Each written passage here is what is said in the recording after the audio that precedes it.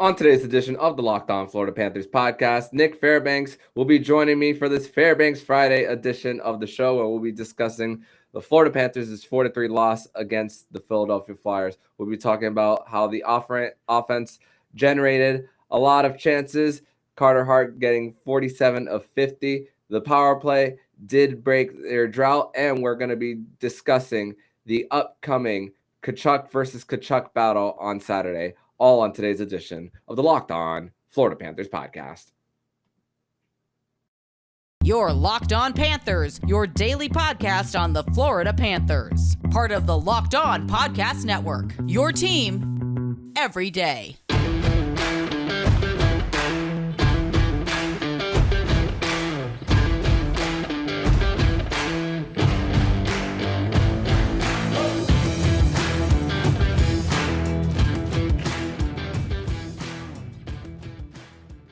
And welcome into this Friday, October 28th edition of the Locked On Florida Panthers podcast, part of the Locked On Podcast Network. We're your team every day.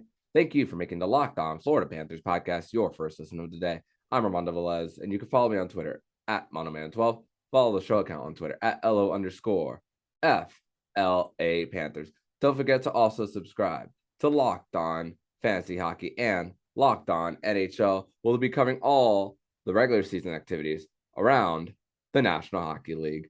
And today's episode is brought to you by BetOnline. BetOnline has you covered this season with more props, odds, and lines than ever before. BetOnline, where the game starts. So, Cats fans, the Florida Panthers, they get 0 out of a possible 4 points on this quick 2-game road trip. Just one more game for the Cats before they wrap up the month of October. As far as like where I thought the Panthers would be at the end of October, I was thinking maybe along the lines of 12 points. And of course, if they win on Saturday, they could salvage a little bit of those points, getting somewhere near that, but not a place we expected them to be. So we all know, as far as especially if you listen to Winans Wednesday with Jacob and myself, there's just flat out no excuses for that loss. But I'm not as negative about this loss as I was about Tuesdays. And let me bring in my guest on the show. Of course, it is a Friday, which is a Fairbanks Friday edition of the Locked On Florida Panthers podcast. Nick, welcome back to the show once again. Thank you for having me again, Armando. It's been a pleasure, and let's get this thing rolling. Yeah. So once again, I'm not as negative of Thursday's loss as I was on Tuesdays. Let's just get right into the juggles of the lines. Of course, we saw on Tuesday that the Panthers were generating a lot of chances against the Chicago Blackhawks, switching of the lines with Matthew Tkachuk and Sam Reinhart switching lines. A few games ago, I was willing to say that Colin White and Sam Reinhart should flip, but based on how that line has looked defensively, I think for now that's a line that you can't touch. So my mind has changed a little bit since then. So seeing Sam Reinhart and Matthew Tkachuk, of course, the Barkov, Tkachuk, and Verhaeghe line, they were the ones generating all the chances for the Panthers, at least most of them. So I'm again. Let's talk about the positives of this game. The Panthers, they shot more. Barkov was not, I don't want to use scared to shoot because, of course, these guys are pro players. But I saw more opportunities for him to take control, even though we saw a few times where he was passive. But just on the other side, Carter Hart, a career high in saves with 47. Of course, we didn't see him last week against the Panthers in that nationally televised game, but just the difference between Carter Hart being in the crease versus Felix Sandstrom. Your thoughts on that new line mix-ups for the Panthers? Number one, it shows that Chuck is valuable. Not to say that he wasn't before, but he drove that second line. He was creating all the chances for them, and unfortunately, the first line just wasn't getting it done in the first couple of games of the season. And they really needed somebody to go in there and hopefully start creating chances. And right after the switch was made, you saw Chuck go to the net. make a couple of crisp passes and everything. And you just need people to finish. I know Verhage, he's looking to finish some, but that was the last game against the Flyers that he netted two. There were two big goals, but I still wonder where Alexander Barkov is. He really hasn't really shown up this season. I know this last game against Philadelphia, he had more opportunities, but you would like to see those opportunities be put on net instead of, being passes. So that's my biggest takeaway, is that they actually have somebody in there who can actually facilitate and actually create some havoc below the goal line, which they need. But also, you need people who are going to be able to finish, and maybe Verhage is going to have to be that guy, because, Barkov doesn't look like he's anywhere near close to finishing any plays right now, unfortunately.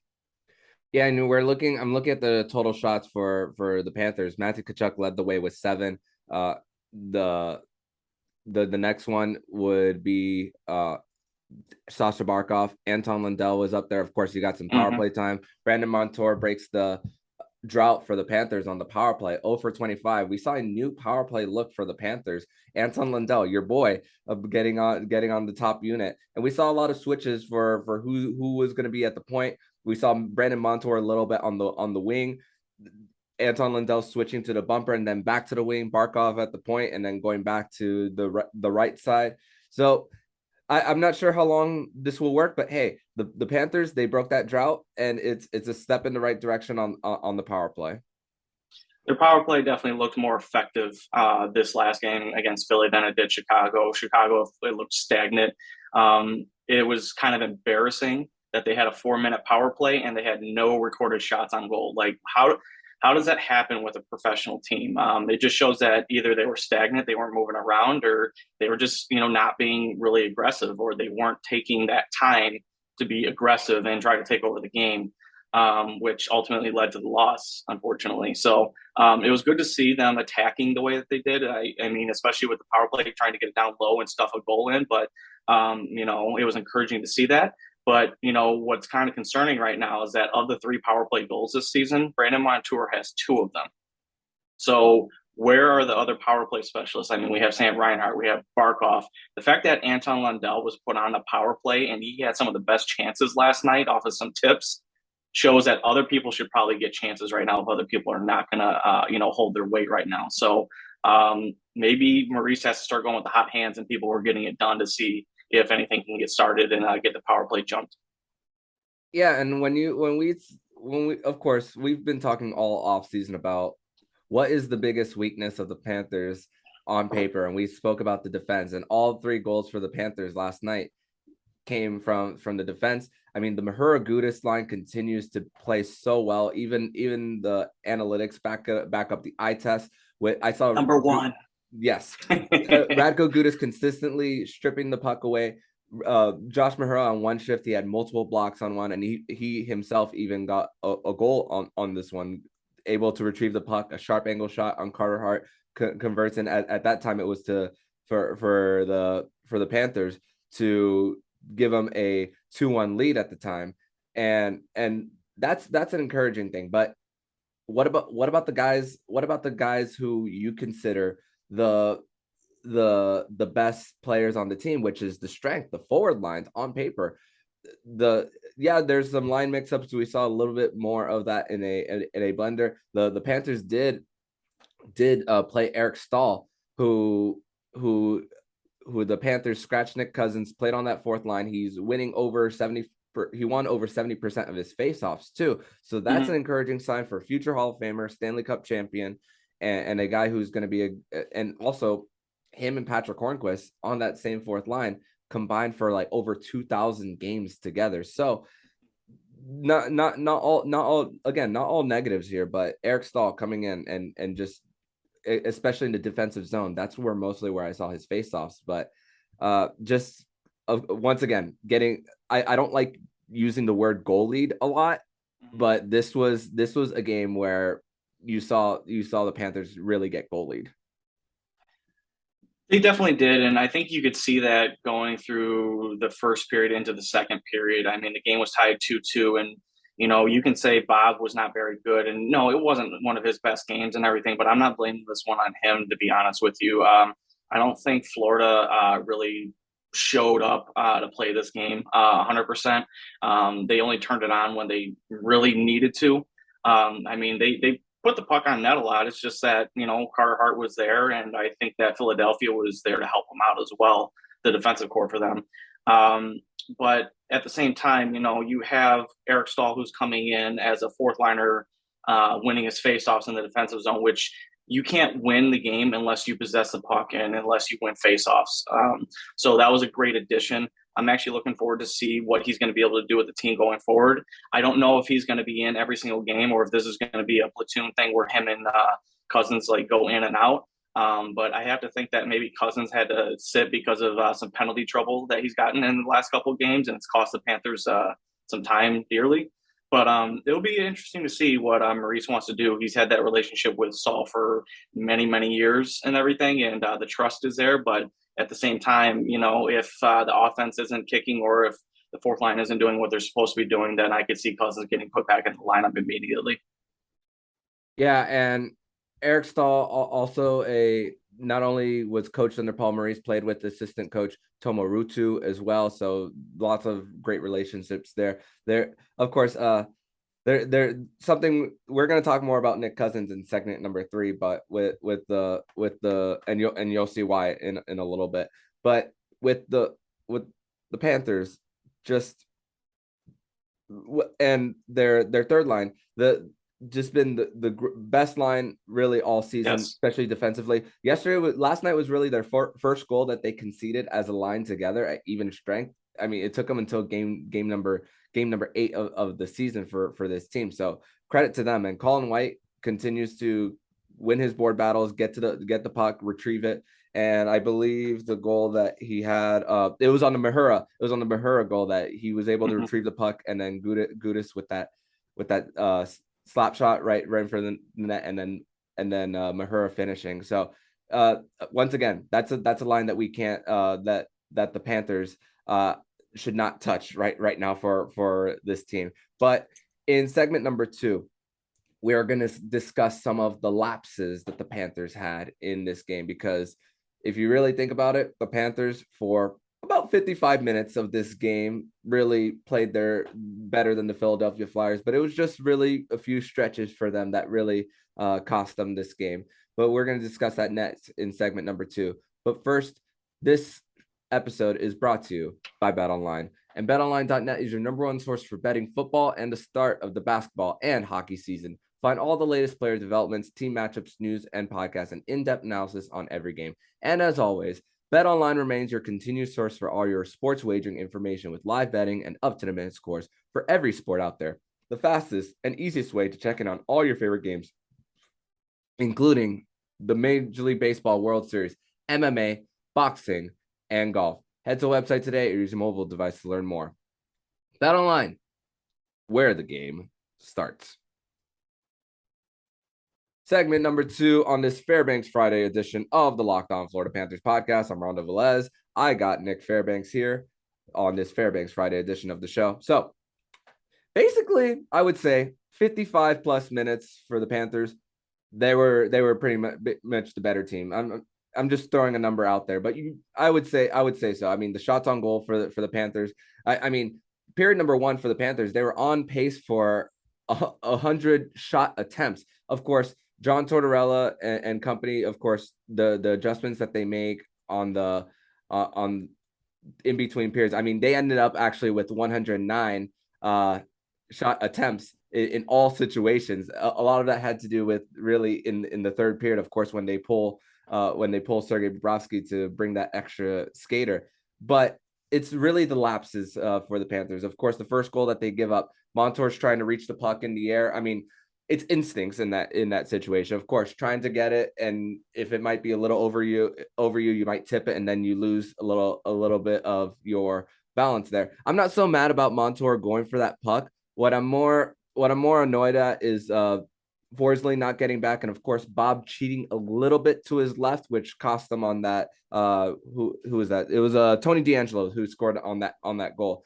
What do you think of that lapse for the Panthers?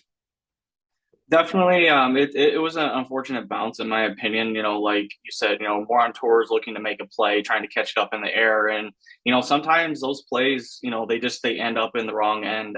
You go to try to either catch or try to bat it down, and it goes the wrong way. Forsling unfortunately got caught, and Bob doing what Bob does. He either cheats or he tries to anticipate the play, I'll say, and he got beat. Kind of reminiscent of what happened against him against Philadelphia last week too, where there was a goal that was called off. It just didn't seem like he was fully set or that he was in the wrong position, and he let in a soft one. So, kind of one little error, kind of folded the whole deck, and there was a goal against. Mm. And Randy Moeller, I believe it. I'm not sure if it was Randy Moeller or Ed Jovanowski on the broadcast yesterday. It spoke about the difference between what the Flyers were doing in front of the net versus what the Panthers were. It's when getting the guys in front of the nets, instead of seeing multiple guys creating traffic, you only see one. There's a beautiful chance that Anton Lundell had on a Barkov shot that almost went in off of Carter Hart. He was like right on the blue paint, and the one of the goals for the Flyers, tipping it in. It was McGowan who got that one for the Flyers. It was for their third goal. But for the Panthers as well, defensively, it's also been puck retrieval. Two of the goals that they gave up to the Philadelphia Flyers came off juicy rebounds. The first one, the second one, which at the time you're looking at 2-2 of the game, like, how the hell is it 2-2? The Panthers at the time were out shooting them in the first period 18-9, and then just a few mental errors about puck retrieval and not being a little discombobulated in their own zone. And basically, even though it was 2-2 in that stretch, I couldn't have the same mentality as last week, of course, because it was between the pipes for Philly, that with the Panthers controlling the possession game, that, okay, I couldn't say that I didn't feel that the Panthers were out of it, and that last week I didn't have that feeling that they were going to lose despite it being tied. But this time around, those little itty bitty mistakes, even though dominating the possession game, just a few lapses, and we talked about that first Montour play on the first goal, but the other two, puck retrieval and Bob giving up those big rebounds there as well. So I will say this: you can't let a team, when you're dominating a team like they did Philadelphia last facet of the game, you need to convert on your chances. That's the power play, that's on your odd man rushes, or if you have a puck that's loose near the paint, you need to put the puck in the net. You need to convert. You can't let a team like that, hang around, or else it's going to happen, or what happened last night is going to happen. You're going to lose the game. As far as the third goal, I'm blaming Sam Bennett on that one. I can't remember who the defenseman was to pinch in. I think it might have been Montour or somebody else, but Sam Bennett actually did cover for him at the blue line. But as soon as the puck was starting to come out of the zone, he decided to pinch, and the puck went right to Owen Tippett in the neutral zone. And then guess what? Another guy got behind. I think I can't remember who it was defensively either. I don't know the pairing that was on there. But got behind, the defense, and all of a sudden, that's the third goal right there. So the fact that Sam took a calculated risk and lost, there's the third goal already, especially when he should have been playing conservative, because that's the style they're trying to play. Gave up on that one. And then immediately right after that, the fourth goal, definitely a rebound. And Bob made the initial save, a really nice toe save, actually, on a breakaway. It just happens the fact that Philadelphia got to the puck first, put it right out in front again, and they just put a rebound in there. So I don't really blame Bob for both those goals, but he should have stopped the third one. But he did give them a chance to clear the puck out in the fourth one. The Panthers just couldn't do it, and that basically was the game right there. Mm-hmm. Yeah, and the third goal coming off from, once again, a deflected shot from right off a face-off for that one. So the one where you're talking Sam Bennett was actually the fourth goal, because the one off a face-off was like immediately got to the net off Sealer, and then McGowan gets it to the net. And of course, my emotions got me on that one. But hey, I mean, of course, those two goals were not only a minute and a half apart for those two. So of course they're so, like we spoke about in the beginning of the segment, the lapses and just the Panthers. When you think about when you think about the goals that they give up in short stretches, it's just really when you give up one, it's the opportunity to have yourself reset. And I think the Panthers themselves emotionally are just having a hard time just being able to reset. And maybe they're thinking too much of how did that previous goal get in? And of course, you're not, I'm not going to blame Bob on that third one for a deflected shot with much traffic in front, but it's just the Panthers' ability to reset and get the puck out of their own zone. And just that one really cost them in this one. And it felt like 4-2, but this team's dominating the possession game and still found themselves down. Definitely. And one thing I did want to say, at the beginning of the broadcast, is that, listen, the sky isn't falling. We said it before the season that the team was going to probably take a step back offensively, and that, they weren't going to be able to, win every single game, 6-5, playing these games at lower scores, and that they're not going to be able to come back as often as they did. Listen, defensive scheme is working, guys. Like, Paul Maurice's system is working, okay? It's coming down to the players that need to perform. They need to perform. If Barkov would shoot more, if Sam Reinhart wouldn't have slow starts. I mean, he had one last year because he's coming over the new team, but I'm starting to see that he's probably a slow starter and everything like that. Anton Lundell is actually acting like how Barkov should be acting right now. He's getting into the dirty areas. He's stripping the puck. He's extending plays and everything. And he's, to me, besides Lostarinen, he's been the best player on the team, also besides Matthew Tkachuk. So when your third line players are being your best players, you're not going to win a whole lot of games. Now, the team just needs to start rallying and start taking a little bit more chances on offense as far as shooting the puck and everything. But I still think we have a good team. I still think that over the long haul, this is going to be a good thing for the team. They're not trying to outgun everybody. They're trying to play big boy hockey. They're trying to play hockey that's going to be successful for them in the playoffs, and that's the goal here. So to everybody that's saying, let's fire Maurice after 8 games, let's change up everything because last year was fun. It was, but we got a participation trophy in how many points they got, and look how it ended up. Tampa swept us. Okay, the end goal is to get past all that, to play better, and to extend our playoff goal here, and to hopefully bring a Stanley Cup here. So we're going to have a lot of highs and lows and everything. So we just got to stick with it and not overreact to every single game that, the Florida Panthers lose or don't play well. Yeah, the peaks and valleys of an NHL season. I'm not going to lie, Nick. I felt a little spoiled after last season and all the wins that it's too many highs. That a little mini losing streak that for the Panthers, it's just something that we haven't felt in a long time, even prior to 2021, because 2021, that 56 game season, finishing second, and then it's been a long time since we felt that the Panthers were gonna be basically maybe a bubble team in the Atlantic Division or wild card or somewhere around there. They're gonna be in that area, but it's no guarantee. The magic number, even though there isn't a magic number right now to clinch, it's still a long ways away from now. The fact that it's not going to be a possible clincher for the Panthers until maybe 2 or 3 games left until the season, based on that, is they're not clinching anything early this time around. No. That's the thing. So that's something that we ourselves need to emotionally just take a step back to, knowing that, okay, let's look at this team based on little stretches of the season. Right now, this stretch right now is not the best one for the Panthers. Of course, that's a given.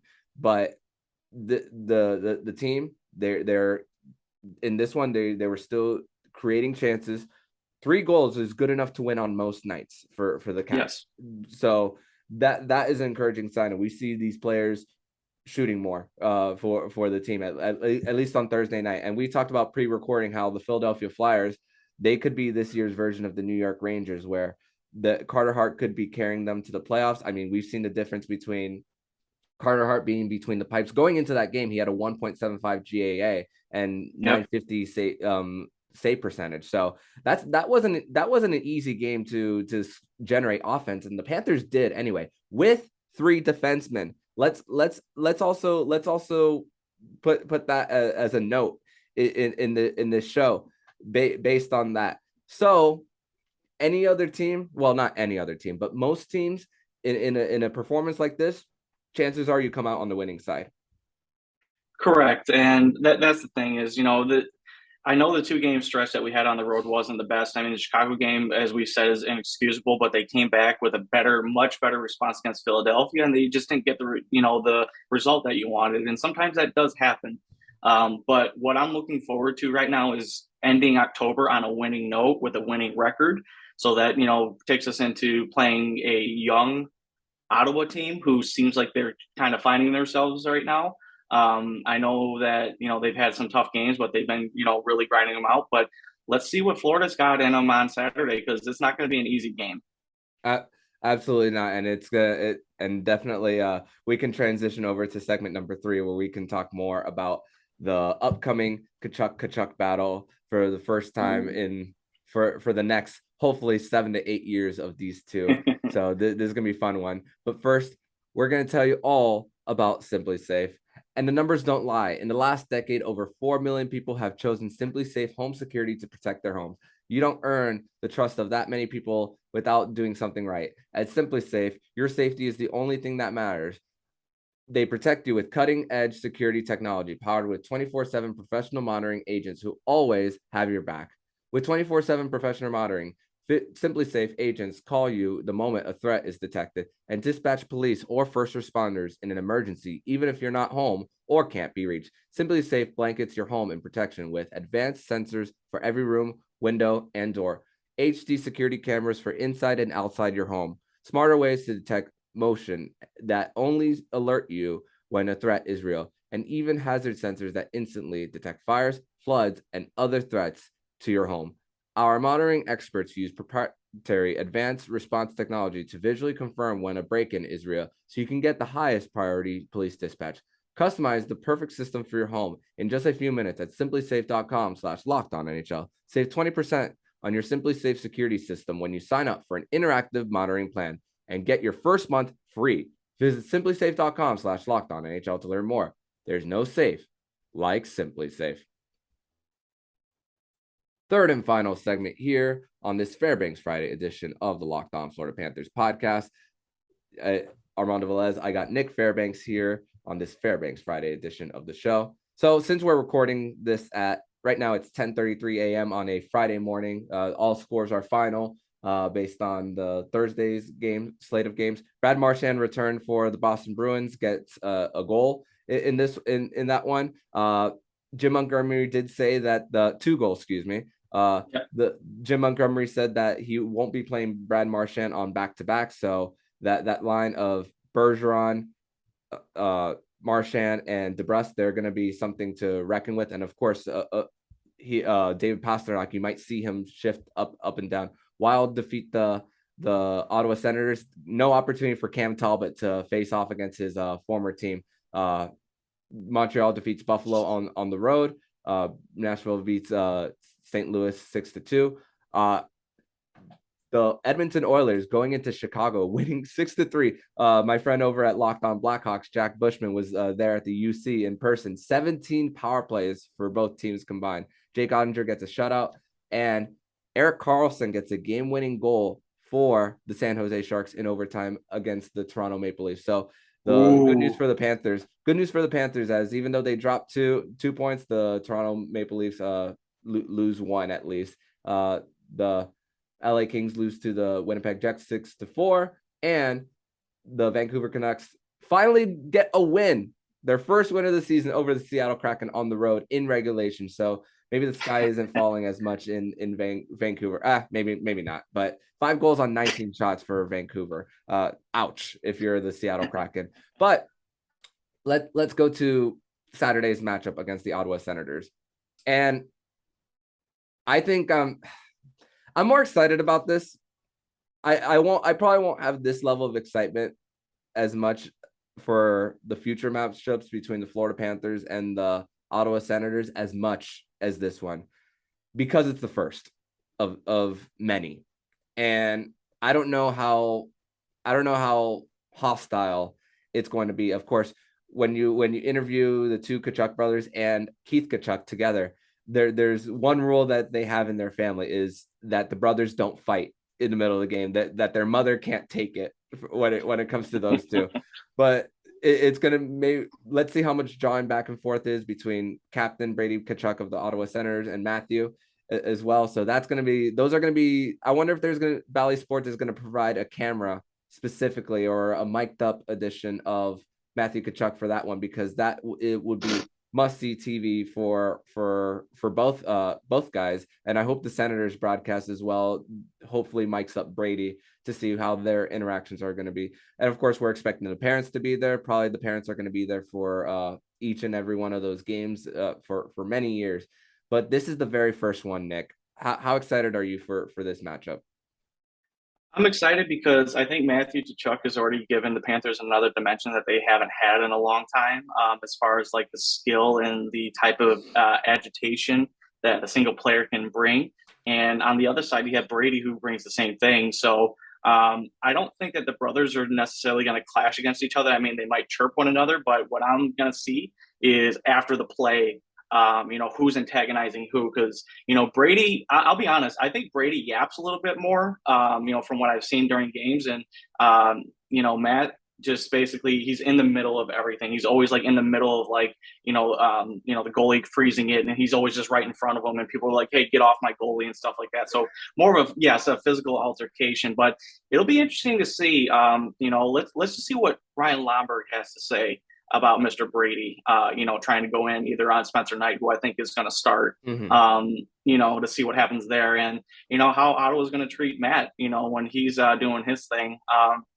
One thing I am concerned about with this game is that it looks like Ottawa is going to bring their work boots and their work hats, because they are playing a game right now that is fast, but they're also going into the dirty areas right now, and Florida's got to be ready to play that type of game.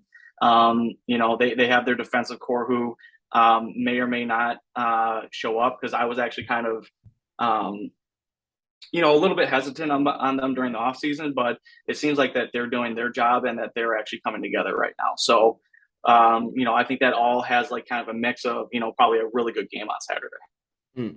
And we knew that the Ottawa Senators were going to be a team that would be scoring a lot of goals, of course, acquiring Alex DeBrincat in the offseason. Claude Giroux is going to be making his return into Florida after spending 20-plus games plus the playoffs here last season. They're fourth in the NHL in goals for at 4 with 3.86. Unfortunately for the Ottawa Senators, it doesn't look like that Josh Norris is going to play for the rest of the season, something that DJ Smith announced. So that's a big loss for Ottawa, and he was part of that Erik Karlsson trade to San Jose. They got him and Timmy Stützle both as part of that trade. So that's a missing element. Their defense, the stats show that they're still middle of the pack, just like Florida. So that's really for Ottawa kind of something that you could look at and say this is the game to be aggressive. Of course, we're familiar with Anton Forsberg, a player that maybe the Panthers could have traded for last offseason based on the struggles of Spencer Knight, but he got an extension. He was the goalie that played against the Panthers last season during that 8-2 matchup as well. So an opportunity to really, really get the pucks into the net based on the amount of goals they give up and the fact that Forsberg is the starter. Of course, he's a decent starter for the Sens, but the fact that he is going to be carrying the load with Cam Talbot being out for a while still, that's an opportunity for the Panthers to just really get in the dirty areas, like we talked about with Matthew Tkachuk. Florida's going to have to show that they want this game. Now, maybe starting off like they did against Philadelphia would be a good start. I mean, really going in and peppering Forsberg to start to kind of like get him, like, hey, we're coming after you. But at the same time, you have to play your defensive responsible game, just because Ottawa, although they don't have, one of their top defensemen, they still have some other defensemen that are up and coming. Like you have Zub, who I really want Florida to take a run at if Ottawa's not able to sign him next year. I mean, he's up for, he's going to be a free agent. And this guy, every time he's on the ice, the fans are always saying, Zoob. I want that down in Florida. I want this guy here. So Florida's just going to have to really battle their transition game. And on top of that, just put some pucks on net. Get Forsberg uncomfortable, put every angle that you can. And I'm actually going to say it. I'm going to say it. Barkov's going to score. Barkov's going to score. It's funny because Yes. I was thinking that really mostly for Thursday's game against the Flyers. I was trying to manifest it because I saw how often he was getting the puck to the net more than he was in the Chicago game. But historically, Barkov just doesn't start well during his time with the Panthers. So at this point in the season, I think George Richards had an article talking about how Barkov, the most he's gone without scoring a goal has been 12 games to enter a season. And now we're going to be entering game number 9 for the Panthers. As far as power play percentage for the Panthers, through the first 7 games, it's their second worst in franchise history, dating back to the 1997 season, the season after they make the Stanley Cup final. So, weird how you win the President's Trophy last year and then your power play struggles the very next year, and then back like 20 plus years ago you make the Stanley Cup final and your power play struggles the next year. I don't know if I want to call it a hangover from the previous season, but the numbers are right there talking about this power play and what is the common denominator? Much success from the season before. Yeah, I mean, you can call it a hangover, but what I will say for this team is that the coaching changes and the changes to the special teams is definitely brought on different views and angles of this. I mean, you started the work last year. I mean, I understand the power play was much better last season, like it was either top or top 2 during the season, but at times when it was all 5 forwards, it just didn't work. So now that you have Montour back, he's been able to score 2 of the 3 goals on the power play. You're starting to look at, who else is going to be able to contribute. And, you saw Anton Lundell slot into the position he was in and almost scored. And, you have Tkachuk taking the puck to the net. I'm really looking for somebody else, like maybe, a Sam Bennett to kind of step up and shoot the puck when he's on the second unit. And then who else is on that first unit that you want to see to shoot more? Maybe Sam Reinhart taking a shot from, the right or left side, depending on which side he's on. But yeah, guys, I'm going to be honest with you. Jonathan Huberdeau provided a lot of good things for the power play last year with his passing, but even he admitted recently that he needs to shoot more. Okay. I think Florida needs to take that note for themselves and start shooting the puck more as far as like on the power play. Like not everything has to be pretty. Not everything has to be a highlight reel goal. I mean, I understand that there's other teams that are doing it and being successful, but maybe it's just not in the cards and that teams are expecting it. So maybe putting more shots on goal and letting the guys who are, near the crease try to get a greasy one like Hornquist and everybody, let them get a chance and then put it in. I mean, you'll be more successful that way. And that's how you're going to score in the postseason as well. And yeah, and even if you're not shooting necessarily to get the puck to the net from the blue line, at least create a rebound opportunity so someone can clean it up as well. Correct. For this team, because then you're going to get the goalie out of position and they're unable to reset, and basically that's going to help the Panthers get it. But hey, a power play goal yesterday is a step in the right direction, hopefully, with this new look top unit with, once again, your boy Anton Lundell there on the top unit. So hey, so far so good as far as that new top unit of the power play. So a win on Saturday will at least once again salvage the point projection that I had for the Panthers. I had them going like 6-3-0 in the first month of the season, which would be 12 points if they win Saturday. 11, still giving them putting them in a good position to still make a run right before their West Coast trip, which on paper, you look at the schedule for the West Coast trip, very favorable schedule coming up. But of course, traveling all the way out west, not going to be easy for this team. But of course, taking care of business at home, a place where you're comfortable in, and a matchup that's going to be that a lot of people are anticipating. We've talked about it all off season, but how is it going to look like on the ice? And we're going to find that out Saturday, a 4 p.m. puck drop, Bally Sports, Florida. I won't necessarily have a recap for that game immediately, but of course it will be a topic of conversation for the Panthers on Monday. A few news and notes for the Cats is that they'll be, by the time this comes out, the Panthers will be practicing at FLA Live Arena at noon.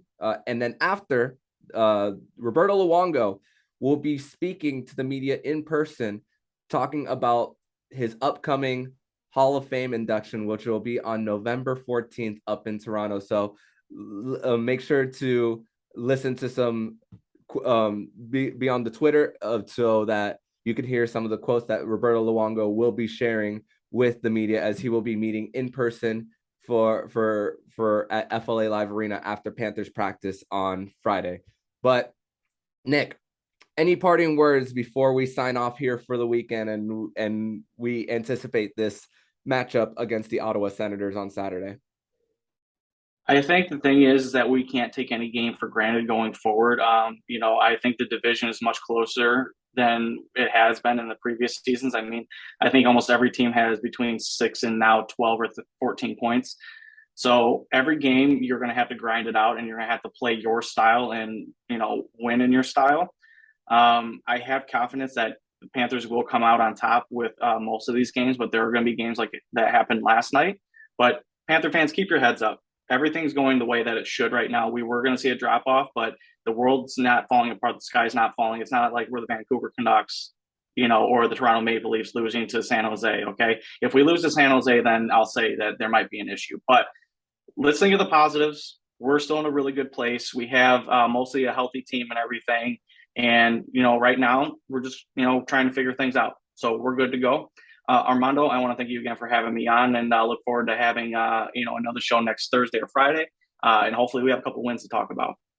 And next week will be a late night edition of Fairbanks Friday, as the Panthers will be on the West Coast. I believe that Thursday game will be against the San Jose Sharks. And when we look at the standings, the separation via points percentage is by 900th of a percentage point. So still very much the Panthers very much in control of their destiny, as there's still 70 plus games for this Panthers team. So once again, the sky is not falling. But Nick, thank you once again for joining this Fairbanks Friday edition of the Locked On Florida Panthers podcast. Tell everybody where they can find you online. Everybody can find me on Twitter at Prudentia0. And remember, guys, what I posted this morning is #relax. So Armando, thank you again. Thank you so much, Nick, and I'll see you next Friday. See you next Friday.